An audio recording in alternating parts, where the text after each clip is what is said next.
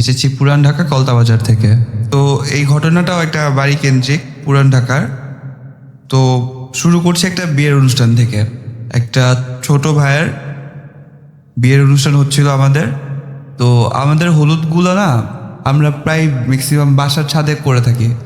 তো বাসার ছাদের 5তলা 6তলা ছিল আন্ডার কনস্ট্রাকশন। তো 6তলার মধ্যেই আপনার প্যান্ডেল করে অনুষ্ঠানের আয়োজন করা হয়। তো অনুষ্ঠানে বাইরে থেকে আমাদের কিছু গেস্ট এসেছিল। আপুরা 3-4টা আপু ছিল, আপুরা শাড়ি টাড়ি পরা। তো অনুষ্ঠান শেষ হওয়ার পরে সবাই সবার মতো নিচে নেমে যাচ্ছে। কিছু ছোট ভাইরা আর 5তলাতে বসে আড্ডা দিচ্ছিল চ্যাটটার দিয়ে। তো হঠাৎ করে ওরা লক্ষ্য করলো যে 5তলা সিঁড়ি কটা ক্রস করে 6তলায় একজন দুজন উঠে যাচ্ছে। পুরা চেহারা দেখেনি, জাস্ট শাড়ির পিছনের সাইডে যে পার্টটা থাকে বাতাসে উড়লে যতটুকু দেখা যায় ততটুকু দেখেছে। তো ছোট ভাইদের মধ্যে একজন বললো, দাঁড়া আমি একটু কথা বলে আসি ওনাদের সাথে। তো যেই বলা ওই যাওয়া, তো দৌড়ে গেছে।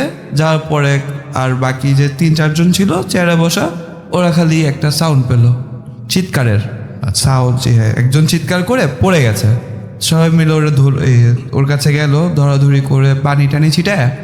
যখন ওর জ্ঞান ফিরলো তখন বলে, কি হয়েছে তুমি এরকম যা চিৎকার দিলে কেন? বাকি 3-4জনও দেখেছে যে শাড়ির পাটটা যে উপরে উঠছে কেউ। ও ছাদে তো ওরা দৌড়ে যায়, কাউরে পাই নেই। আর যখন দেখে যে একজন অজ্ঞান হয়ে পড়ে আছে তখনও বুঝছে ওটা প্যারানর্মাল। জিজ্ঞেস করার পরে ওই লোক বলতেছে যে আমি গেছি, যা বলতেছি আপনারা কে কে ছাদে উঠেছেন কজন? তো যখনই এতটুকু বলছে, যিনি ছিল উনি ওইভাবেই ঘুরেছিল, কিন্তু পুরা মাথাটা একটা মানুষের ঘাড় যদি পুরোটা ঘুরে যায়, রোটেট করা যেরকম লাগে, হঠাৎ করে খালি রোটেট করে ওনার দিকে তাকাইছে। এতটুকু দেখার পর লোকটা সহ্য করতে পারেনি, ওইখানেই উনি ফেন্ট হয়ে যায়। তো এই বাসায় এরকম আরো অনেক কাহিনী আছে। ওই বাসায় অনেকে বলে পড়ি আছে। তো ওই বাসারই আরেকটা ফ্লোরের আমাদের আরেকটা ভাই থাকতো। ভাইটার নাম সঙ্গত কারণে বলতে পারছি না। ও ঘুমায় আছে।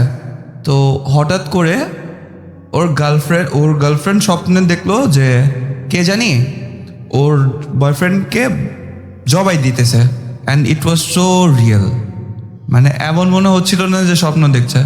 তো মেয়েটা হুড়মুড় করে কান্না করে বাসায় গেল। বাসায় যে ছেলের গেট নক করতেছে, অনেকক্ষণ ধরে নক করছে, গেট খুলে না। মেয়ে আরও ভয় পেয়ে গেল। যাওয়ার পর ফ্রেন্ডসদের কল করলো যে দেখো তোমাদের ফ্রেন্ড তো এরকম দেখছি আমি স্বপ্নে, গেট খুলতেছে না। তোর ফ্রেন্ডরা সামহাও আসার পরে কোনো মতো দরজা খোলার পরে ওই ছেলে যখন ঘুম থেকে উঠে, যারি নিয়ে স্বপ্ন দেখছে, ওই ছেলে ঘুম থেকে উঠে কারো কিছু না বলে হুড়মুড়ে কান্না শুরু। তো অনেকক্ষণ কান্না করার পর কি হয়েছে জিজ্ঞেস করার পর বলে, আমি স্বপ্ন দেখলাম যে আমারে একটা হুজুরের মতো লোক, চাপ দাঁড়িয়ালা, মাথা টুপি পরে আমারে জবাই দিতেছে।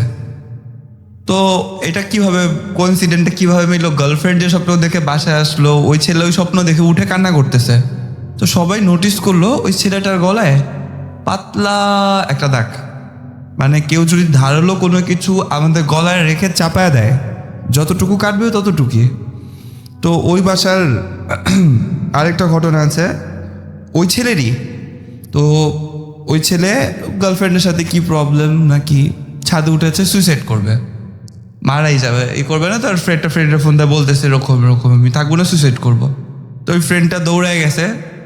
আসার পরে ওই ফ্রেন্ডটা দেখা বলে, কী রে তুই? মানে খুবই নর্মাল ছিল, ফোনে যেরকম ছিল সামনে এরকম ছিলই না। তো বলে কি হয়েছে? তখন বলতেছে যে একটা আপু আমার হাত ধরে আমারে নিয়ে ছাদে টাঙ্কির সামনে চলে গেছে, তারপর আমার কিছু মনে নেই। আপুর আমি এখনো খুঁজতেছি আপু কই গেল।